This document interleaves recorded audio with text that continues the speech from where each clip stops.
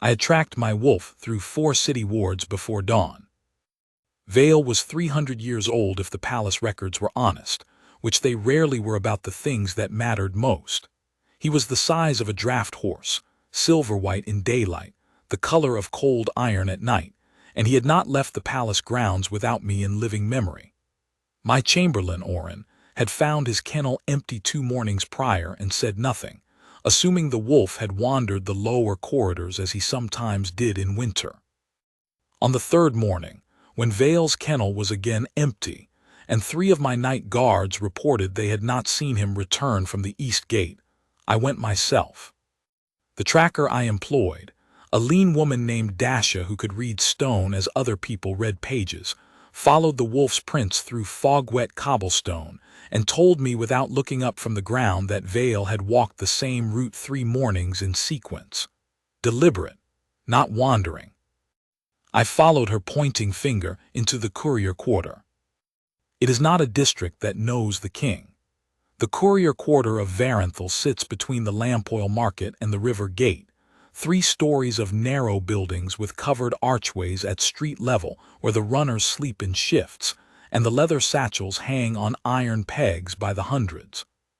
It smells of wax seal and horse sweat, and the particular kind of exhausted efficiency that comes from people who carry other people's urgent business and are never thanked for it. I had signed the Courier Corps charter 11 years prior and had not been back. The palace's sealed missives went out through a collection officer, came back through a second one, and the people who actually ran the routes between those 2 points were names in a ledger I had never opened. Dasha stopped beneath a 3rd-floor window on a lane called Ketch Row. Vale was sitting on the cobblestones below it. He was sitting the way he sat when I returned from a long campaign, that patient, settled wait, the tail still, the ears soft, not alert, not hunting. Waiting, the way he waited for something he knew was coming. I looked up. The window was open half a hand's width against the cold. A lamp burned inside. "How long has he been here?" I asked. Dasha said, "Each morning, 3 hours before first bell. He leaves when the window closes." I stood in the fog of Ketch Row and looked at my ancient wolf sitting beneath a lit window, and I felt something I had not felt in a long time. The sensation that I did not understand something that was happening in my own kingdom. I went up. The staircase inside the building was uneven stone, the kind that has been worn smooth by so many years of boots that the center of each step is a shallow bowl. I counted 3 floors and followed the only corridor with a lamp burning at its end. The door at that end was plain wood, no mark on it, the kind of door a person puts no effort into because they do not expect anyone to look for them. I knocked. There was a pause, the soft sound of something being set down carefully, and then the door opened. She was slight. That was the first thing. Not small the way people say it to mean frail but economical, the way a person becomes who has learned that she takes up exactly the space she needs and not a finger more. Brown eyes, direct, with the particular focus of someone who spends her life reading addresses on sealed letters in poor light. Dark hair pulled back with a cord. She was dressed for a morning route, layered wool, boots already on, a leather Courier satchel on the table behind her alongside a cup of something still steaming. She looked at me and did not flinch. She also did not bow immediately, which told me she did not recognize me, which was more unusual than people understood. I am a large man. I wear my face in a particular way that my counsel has described, with careful diplomacy, as intimidating. People tend to respond to me in the doorway before they know why. She just looked, with those steady brown eyes, the way she might look at an unfamiliar route marker. Then she looked past me down the corridor toward the staircase, and her expression changed, not to alarm but to something quieter than alarm, a kind of recognition. "The wolf is yours," she said. It was not a question. "He is," I said. She nodded once and stepped aside to let me in, and that was when I understood that she had known, on some level, that this morning would end with a knock at her door. Her room was tidy the way people are tidy when tidiness is a professional habit, not a preference. Everything had a place because a courier who cannot find her ceiling kit in the dark is a courier who misses her window. A single shelf above the table held 3 books, a candle tin, a folded spare satchel, and a carved wooden figure of a wolf so old the grain had gone smooth. I noticed the carving because of what it was, not because it was displayed. It sat on the shelf, the way objects sit when they have been there so long the hand that placed them has forgotten doing so. "He comes every morning," she said. She was standing near the window looking down at Vale on the stones below. "I heard him the first time, something that large, even on cobblestone, you hear, and I came to the window. He sat down and looked up at me. I thought he must be lost." A brief pause. "He did not seem lost." "No," I agreed. "He does not lose himself." She looked at me then. "He followed me home 5 days ago. I had a morning route along the Wall Road, and he simply appeared at my heel at the midpoint and walked the rest of the distance with me. I was not certain what to do with a wolf of that size, so I kept walking and he kept walking, and then he sat beneath my window. A very small hesitation. I left it open for him. Something about the matter-of-fact simplicity of that. I left it open for him. Moved through me in a way I did not have a name for yet. "You are not frightened of him," I said. "Should I be?" I considered that. Most people are. "He has never behaved toward me in a way that suggested I should be," she said. Not defensive, not performing bravery, simply stating the evidence she had gathered. The way a person who reads addresses for a living reads what is actually written rather than what they expected to see. I looked around the room once more. The root satchel, the steaming cup she had not yet touched. The carved wolf on the shelf that was too old to be recent decoration.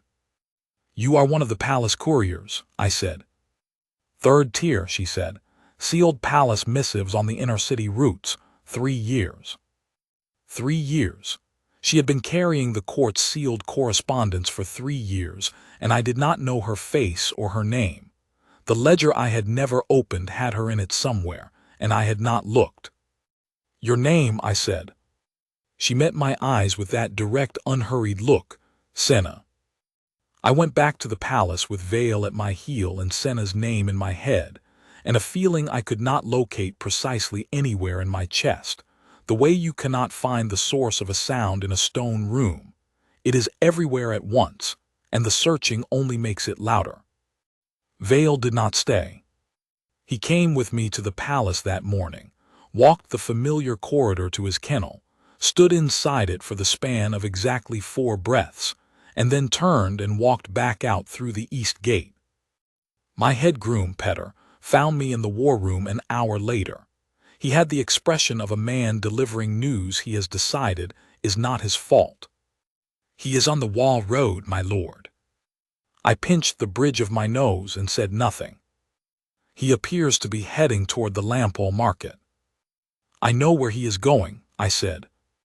What I did not say, I know, and I do not know what to do with that knowledge. I had never been the kind of king who ignored information. My counsel had been known to say, not entirely as a compliment, that I was constitutionally incapable of letting a pattern go unexamined. So I examined this one. Vale was 300 years old and had, in that time, chosen to accompany me and no other living soul. He had tolerated my counsel the way a river tolerates a bridge, without interest in the bridge's opinion of the river. He had been petted by visiting dignitaries, and allowed it the way stone allows rain to land on it. He had slept in my chamber during campaigns when the cold came down hard from the northern passes, and he had not, in all of that time, exhibited preference for any other person than myself. Not warmth, not interest, not the slightest of the behaviors he now showed in the direction of Ketch Row. I pulled the Courier Corps ledger that afternoon. It was thicker than I expected. 312 active runners listed by tier, route assignment, and years of service. 3rd tier, inner city sealed palace missives. I found her on the 42nd page. Senna of no listed pack, born in the eastern provinces. No wolf. Registered as a courier at 21 years of age, she was now 24. Performance record unblemished. Not a single missive delayed, not a single seal compromised. 3 commendations from receiving officers for reliability in adverse weather. A note from the collection officer, dependable, does not require supervision. Beneath that, in a different hand, as if added later, does not ask questions about contents. That last line in this profession was the highest praise. I set the ledger down and thought about the carved wooden wolf on her shelf. I thought about the way she had opened the window for him. I thought about the way she had told me, without performance, that she had not found him frightening because he had not given her reason to be frightened, as if fear required evidence, and the evidence had come back negative. I sent no message. I did not send for her. I needed to think without acting, and in my experience, the 2 activities done simultaneously produce worse outcomes than either done alone. But I took the wall, rode myself the following morning. Not to find her. I told myself it was the kind of thing a responsible king ought to do periodically: move through the working districts of his city, understand the texture of the lanes his policies shaped. My council would have had considerable thoughts about this reasoning, had they known it. None of them knew. I went before the morning briefing with only Dasha for company and no insignia, wearing the plain dark wool I kept for campaigns. I found Vale on Ketch Row, as expected. I also found 2 things I had not expected. The first, there were 3 other wolves on the lane. Not palace wolves, courier wolves. The small working animals the Corps used for message alerts and early runs in the fog season, when visibility dropped to arm's length. They were rangy, practical animals, nothing like Vale's silver weight. They were sitting on the cobblestones with the disciplined patience of well-trained beasts, and they were all looking in the same direction. Up. The second thing I had not expected, a sound. It was not precisely music. It was the kind of low, tuneless thing a person makes when they are alone and working, and do not know they are making sound. A rhythm without melody, a thread of tone woven into the movement of hands, and when I looked up at the window, I could see through the gap that she was moving, tending something on the table. And the wolves below were listening with the absolute concentration of animals who cannot explain what they are hearing but have decided they would like more of it. Dasha said, very quietly beside me, "The courier wolves in this district have had a good season for health." I looked at her. She kept her eyes on the lane. The handler who manages the inner-city Corps animals has noted it in the quarterly report. No unexplained ailment since the late autumn run. She mentioned it to the stable master, who mentioned it to the kennel supervisor, who filed it as a positive variance. She paused. I asked the handler yesterday whether anything had changed in the district. She said the only thing she could think of was that the third-tier courier on Ketch Row sometimes stopped with the animals when they were sickly. Just stopped. Stayed with them a while. I stood in the fog of Ketch Row with Varenthal's most feared bond wolf, 3 courier animals, and a woman I had known by name for precisely 1 day, and I felt the sound inside my chest grow louder. Not the wolf feeling, something older and quieter, something that had been sitting in a kennel of its own for a very long time, waiting. I did not go to the door that morning. I went back the next. She was already on her route when I arrived, and Vale was walking at her heel, which was, according to Dasha, who I was beginning to suspect knew considerably more than she reported, unprecedented in the recorded history of the bond wolves of Varenthal. Bond wolves did not do escort duty. They were not companion animals. They were ancient, sovereign, and made their own decisions about where they went, and they did not explain those decisions. Vale was explaining his, in the only language he had, to anyone willing to read it. I followed at a distance that I told myself was merely respectful, the way a king moves through his own city without imposing himself on the working hours of his people. She moved quickly and without waste. the particular efficiency of someone who has learned the city's rhythms the way a musician learns a piece, not note by note but as a breathing whole, so that she was always at the right place at the right moment without appearing to hurry. The sealed satchel crossed her body on a long strap, and her right hand kept contact with it, the way people keep contact with things they are responsible for, not anxious, just present. She stopped twice, once to accept a new package from a collection officer at a corner post, which she tucked into the satchel without looking at the address. Because she already knew the route and knew where it was going, I realized. The second time was in a small courtyard off the main market lane, where a courier dog was lying on its side against a wall, a young animal, one of the fog season runners. The dog was not in obvious distress, but it had the dull, distant look of an animal that has gone inside itself. Senna knelt. She did not speak to the dog. She put her hand flat on its side just below the ribs and stayed still. Vale sat.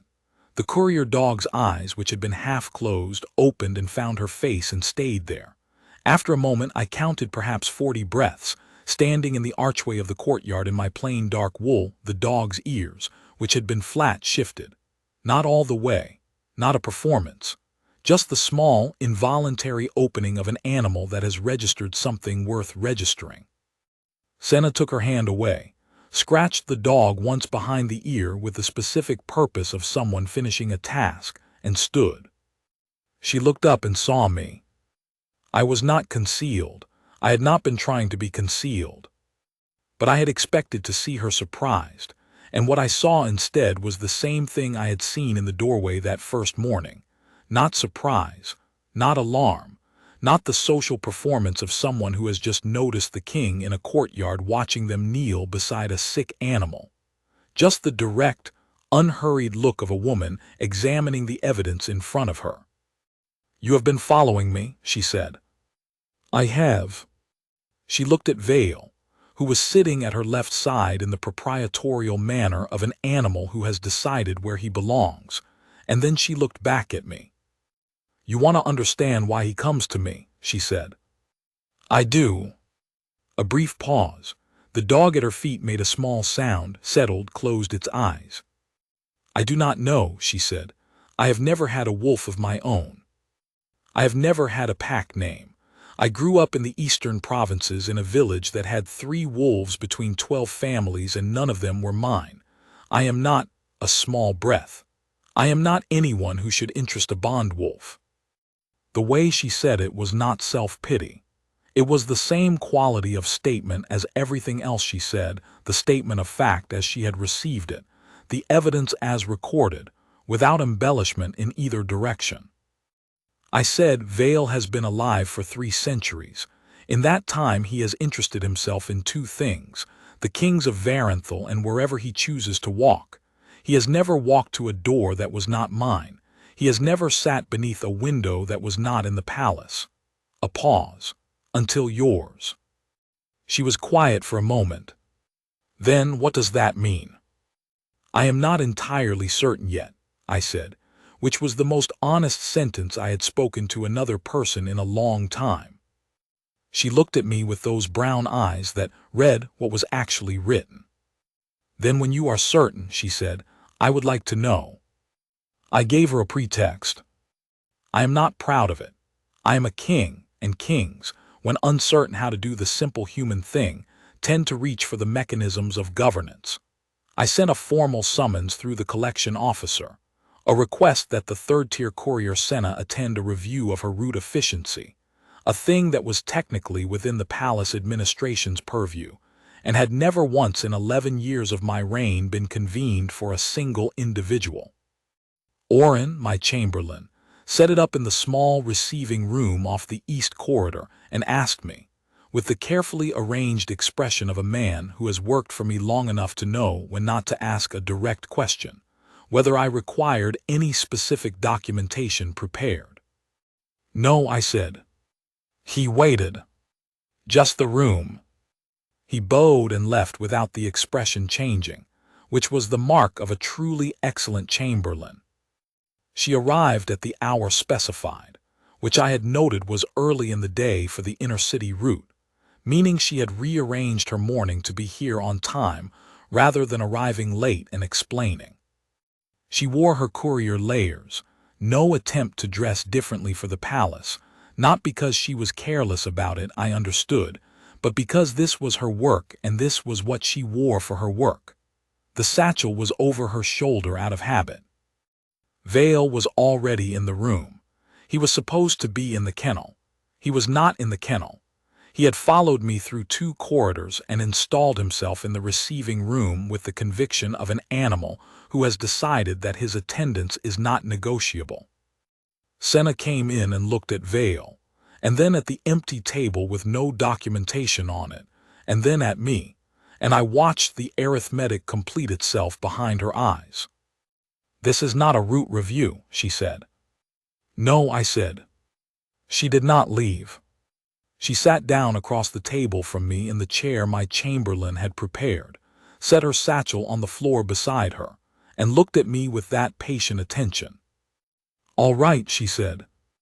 That was all right, as if whatever I needed to say was something she was willing to hear in whatever form it took, as long as I actually said it. I had rehearsed nothing. I am better at decisions than at the conversations surrounding them, and I had spent 3 days making and unmaking this particular decision, and had arrived at this room without a single word prepared. So I said what was true. "Vale has not chosen anyone in 300 years, I said. Not in the way he has chosen you, not the following, not the window, not the route. Bond wolves do not do what he is doing unless the bond that runs through them, the one that runs from the wolf to the king and outward, recognizes something in the other person that the king has not yet recognized in himself." Senna said nothing. Her hands were flat on her knees still. "The bond," I said, "in the tradition of the Varanthal kings is not a thing the king chooses. The wolf carries it. The wolf knows. The wolf has always known in the stories I grew up with before the king does, sometimes long before." A pause. "In the 300 years of Vale's life, he has walked beside every king of this line and waited. I did not know what he was waiting for." The room was very quiet. The lamp on the table between us gave a slow, even light. "I think," I said, "he was waiting for you." Senna looked at me for a long moment. Her expression was not the expression people produce when a king says a significant thing to them. The particular blend of gratitude and self-effacement and rapid calculation about what the correct response is. It was the expression of someone genuinely processing information, as if she were reading a seal mark she had not seen before. Then she said, "I have never had a wolf. I have never had a pack name. I do not know what the bond means for someone like me." "Neither do I said, "not yet. But you are going to find out." "Yes." Another silence. Then the corner of her mouth moved, not a full smile, something quieter. "And you are asking me," she said, "rather than simply telling me." "Yes." She looked at Vale, who had rested his great silver head on the edge of the table in the manner of an animal who considers the furniture to be his personal property. She looked at the empty table between us. She looked at me. "All right," she said again. And something in the room changed, some quality of air or light or the way sound moved through stone. Nothing visible, nothing that could be written in a ledger, just the quiet, unmistakable shift of something that had been waiting for a very long time, beginning to move. I will tell you what Senna was, in the weeks that followed, because it matters that you understand before the ending. She was a woman who had made herself useful for a long time without anyone deciding she was necessary. There is a difference, and it is significant. Useful is a category in a ledger. Necessary is what happens when you remove something, and the whole structure it was embedded in notices the absence. The palace had used her for 3 years, and she had been excellent at being used in that way, the sealed missives on time, the seals never compromised, the routes run in fog and rain, and the sharp cold of the northern winters without a single gap in service. She was in the records as a line item. She was in no one's memory as a face. What she was, apart from the records, she knew the city the way you know a thing when you have walked it 10,000 times at every hour. She knew which sections of Ketch Row flooded in rain and by how much. She knew which collection officers drank before the second bell and could not be trusted with urgent packages. She knew the dogs and wolves of every district she ran, their names, their tempers, their ailments, the small interventions that helped. She knew the people who stood in doorways at the same hour every morning and the rhythm of their moods. She had built, over 3 years of being invisible, a thorough and intimate knowledge of the living city that no report ever captured, and no official had ever thought to ask her about. I asked. We met in the receiving room 4 times in those weeks, not formally, not by summons, just in the way that two people begin to meet when they have decided, without announcing it, that they would like to keep talking. She brought her satchel. Vale always appeared. The lamp between us threw the same even light. She told me about the eastern provinces, where she had grown up in a village of people who had held on to themselves without the structure of a pack, because there had been no pack for them. She told me about learning to read in a schoolhouse that had 2 books and a teacher who made up the rest. She told me about coming to Varenthal at 21 with the specific intention of being a courier, because a courier carried other people's words, and in doing so, she said, moved through the world without being questioned about her right to be anywhere in it. She had been everywhere. She had been seen by almost no one. I listened more than I spoke in those meetings, which was unusual for me, and I noticed myself listening more carefully than I listened in council, not for information to act on, but for the texture of the thing, the grain of it, the way I listened to Vale when he made sound in the dark, and I was trying to understand what he was telling me. Vale during these meetings slept. He had not slept in my presence deeply since I was 23 years old and we were on campaign in the West, and there was no threat and nowhere to be. Bondwolves do not sleep unguarded unless they are home. I had understood that to mean the palace was home. I was beginning to understand it differently. I was also beginning to understand other things. The particular quality of attention she gave, that steady, unhurried look that read what was actually there, was something I had thought, for most of my reign, I did not want or need from another person. I ran on information filtered through council and chamberlain, and the careful architecture of a court that told me what it had decided I needed to know. She told me what she had actually observed, in the language she actually used, without adjusting it for the size of the room or the name of the man she was speaking to. It was the most useful thing anyone had offered me in 11 years of being king. And somewhere beneath that assessment, growing slowly and with the particular patience of something that does not require hurrying because it knows it will be true when it arrives, there was this. I wanted to see her in the morning, not for the city's knowledge or the wolf's approval or any navigable reason of governance. I wanted to see her the way Vale wanted to sit beneath her window. Because she was there, and because where she was had begun, quietly and without my consent, to feel like somewhere I wanted to be. Vale left the palace on a Tuesday.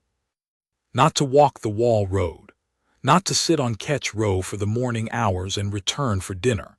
He simply left between the night bell and the dawn bell, in the manner of an animal who has made a decision and considers it final, and he planted himself on the cobblestones below Senna's window and did not return. Petter found me at the morning briefing. "He is on Ketch Row, my lord." I looked at the map on the briefing table. He was there when the night guard went past at the 3rd bell. He was there when the dawn sweep came through. He has been given water and meat by the district handler, who reports he is in good health and good spirits and has expressed no interest in returning to the palace. Silence in the briefing room. My council, 7 faces around the table, were doing the particular thing councils do when the king is dealing with something none of them have language for, looking at each other with a collective politeness that was doing significant work to contain considerable curiosity. I will retrieve him this morning, I said. I went with Dasha and no one else. The lane was quiet at that hour. The Courier Corps' early routes had gone out before dawn, and the second shift had not yet begun. So Ketch Row had only the residual life of a working district between its pulses. A handler moving a water cart, a lamplighter finishing the last of the morning resets, a cat on a window ledge that watched Vale with the profound philosophical composure of an animal that has decided size, is not the most relevant metric. Senna was at the window when we arrived. She looked down at Vale, and then at me, and she came down. She was in her morning wool, hair still in the night cord, and she had clearly been awake. There was a lamp burning behind her in the window, and her eyes were clear. She must have heard him in the night and understood, in the particular way she understood things, that this was different from the morning visits. She stood on the cobblestones beside me, and we both looked at Vale. "He is not going back," she said. "No," I said, "I do not think he is." A pause.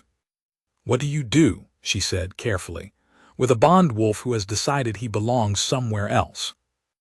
I looked at her.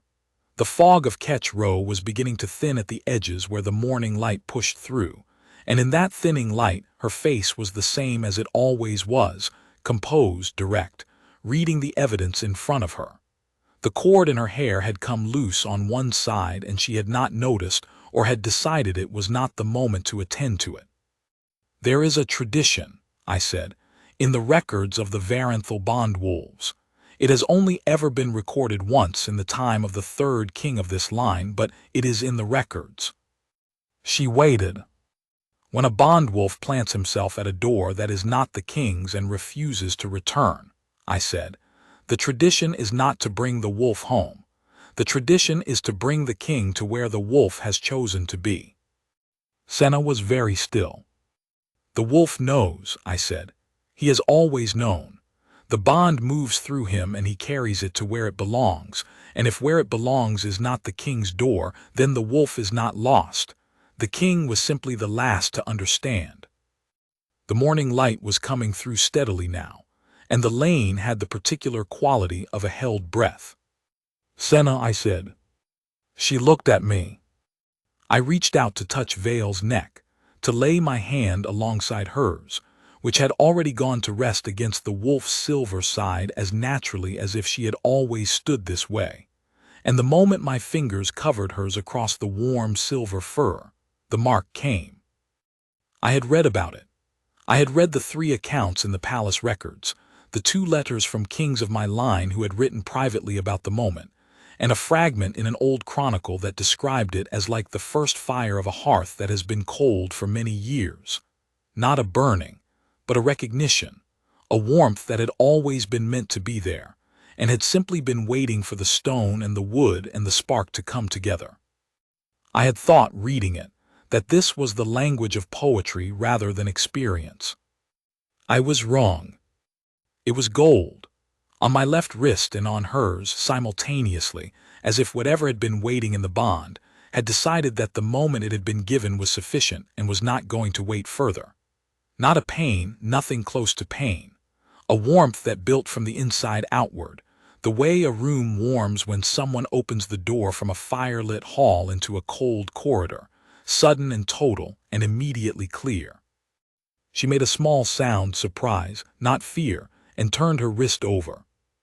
The mark was the shape Vale made when he ran, the long stride, the ears forward, a grace that was larger than its circumstances.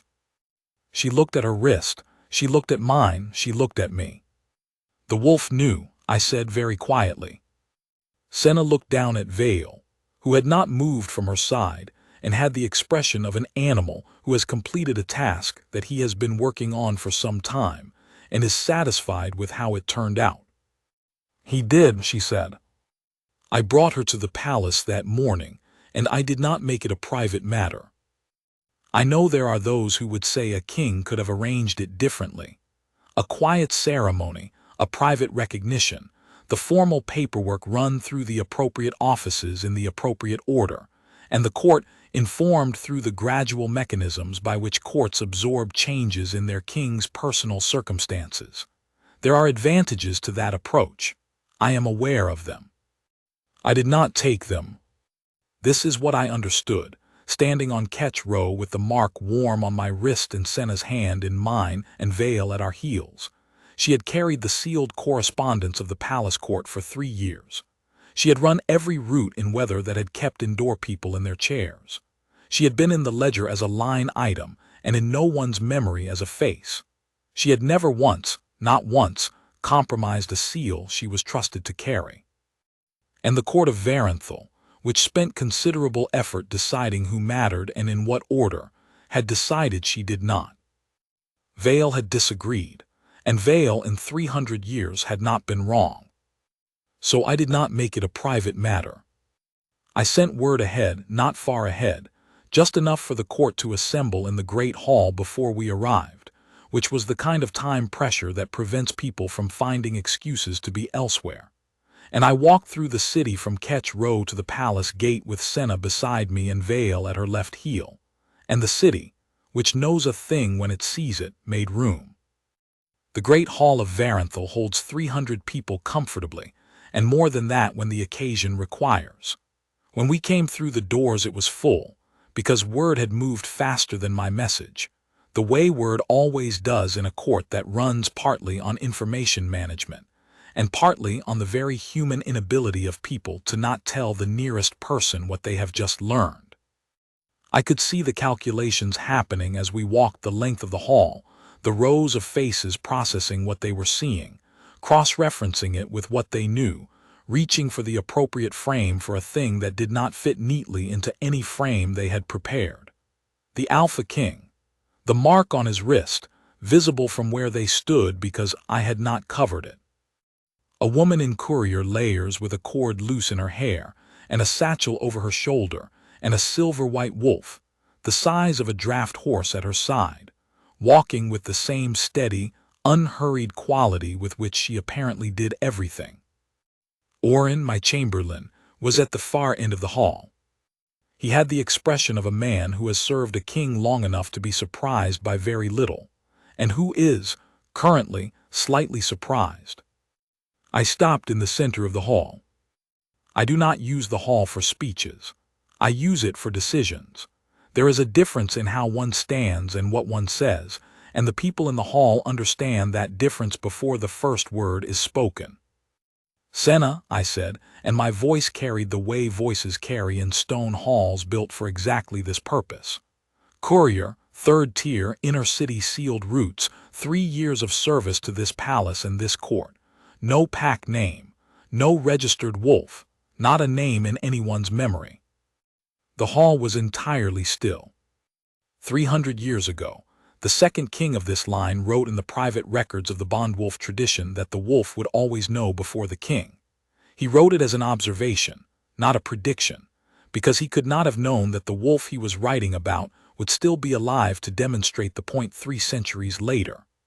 I looked at Vale, who was sitting beside Senna with the sovereign patience of an animal who has been right for a long time and does not require acknowledgement of this to remain right. Vale chose her, 8 days ago, in the manner the records describe. He walked to her door and he did not come back, and this morning the mark came, which is not a thing the king arranges or the court administers. It is a thing the bond carries, when the bond has been waiting long enough. A pause. Her name, I said, is Senna. She is the mate bond of the king of Varenthal. She is the woman Vale chose, and she will be lunar of this court. What happened next was not dramatic in the way of stories that have been improved by retelling. No one wept. No one fell to their knees with expressions of cinematic regret. The hall simply settled, the way a room settles when the decision that has been hovering in it finally lands. And then Oren, who had served 3 kings and knew when a moment required something from him, inclined his head. The court followed, not all at once, not in the choreographed, synchronized way of formal ceremonies that have been rehearsed. One by one, in the particular order that courts follow when they are not performing obeisance but actually, genuinely, recognizing something.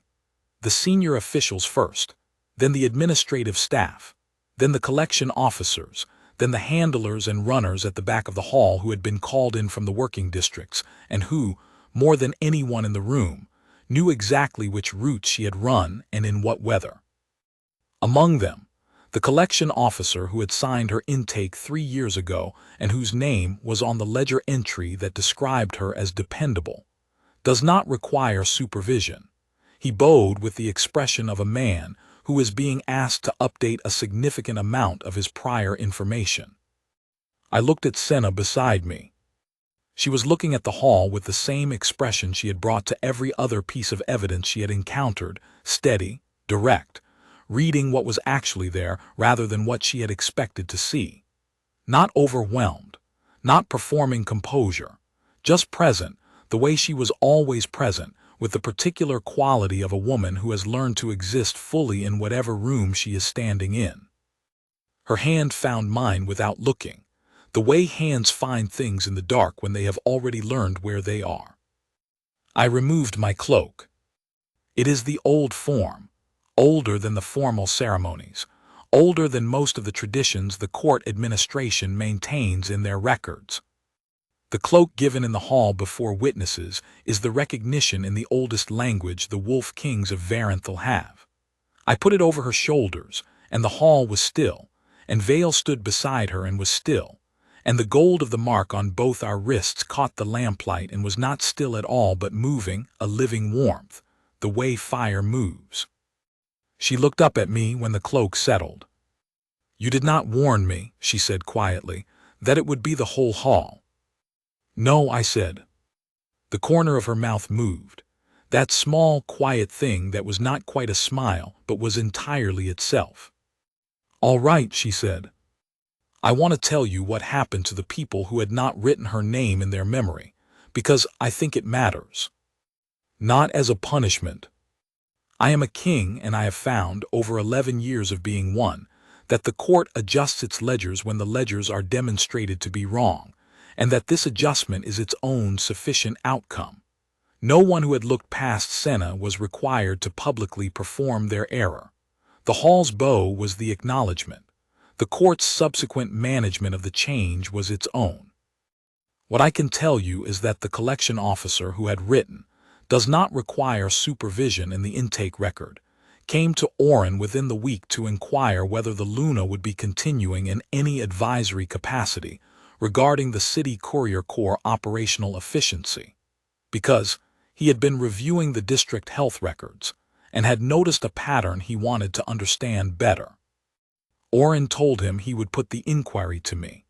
I told Oren to tell him yes, and to set it up through the Luna's office rather than the palace administration's channels. It was the first official act of Senna's tenure as Luna of Varenthal, and it was entirely consistent with her 3 years of work before it. She went out into the city, she paid attention, and she brought back what she had actually found. The records office added a new line to the Courier Corps ledger. Under the entry for Senna of no listed pack, third-tier courier, inner-city sealed routes, 3 years of service they added, transferred from service. Reason, faded bond, Varenthal. See Palace Records of Bondwolf Tradition, the third account for precedent. Below that, in Oren's handwriting, as if he could not help himself, she does not require supervision. Vale sleeps in our chamber now. He returned to the palace, in the end, with the absolute pragmatism of an animal who has accomplished what he set out to do and sees no further reason to make things difficult. He chose the corner nearest the window that faces Ketch Row, which I suspect is a form of sentiment that he would not acknowledge if you asked him, because bond wolves do not explain themselves, and the explanation is, in any case, not necessary. I know why he faces the lane. I know what he was carrying, all those years of walking at my side, not just my own history and my own heart, but the patient weight of a bond that had not yet found its other end. He carried it the way Senna carried the palace's sealed missives, carefully, without curiosity about the contents, trusting that the destination would be clear when he arrived. He arrived on Ketch Row. He sat beneath a window where a lamp was burning. He waited. She opened the window for him. That is the whole of it, and it is also the whole of what I needed to understand about what kind of king I would be from that morning forward. Not the kind who keeps his ledgers accurate, though accuracy matters, but the kind who opens the ledger he has not looked at and reads the name on the 42nd page and understands that the most important things in his kingdom have sometimes been moving quietly through it all along, carrying the weight they were given, asking nothing, waiting for the moment when someone would finally look up. She is my Luna, and she was the wolf's choice first, and I am grateful every morning when she reads her roots and her records, and that quiet, steady attention settles over the day like a hand flat on warm stone, that I was not too proud to follow a wolf down Ketch Row in the fog. He knew, he always knew. I just needed to read what was written.